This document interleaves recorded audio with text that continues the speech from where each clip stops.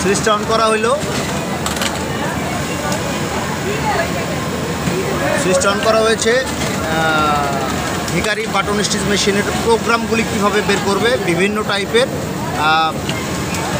Button আমরা কীভাবে set করব, সেক্ষেত্রে আমরা মেশিন আনরেডি অবস্থায় আমরা সরি বিদ্যুৎ চলে গেছে, এখন মেশিনটা আনরেডি অবস্থায় আছে।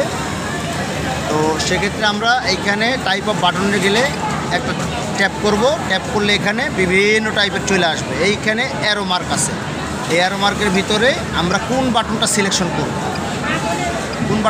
করব, সেটা আমরা সিলেকশন করে নিব।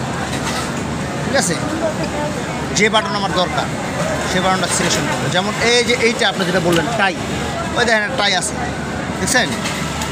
এখন এইটারই টাই ছাড়া বাটন আছে, আপনি এটা সিলেকশন করে নেবেন, তাহলে হয়ে গেল। বুঝলেন নাই? এইভাবে আমরা এখানে অনেকগুলি প্রোগ্রাম পাবো, এই প্রোগ্রাম দিয়ে আমরা কাজ করতে পারবো, কোনো সমস্যা হবে না। ঠিক আছে,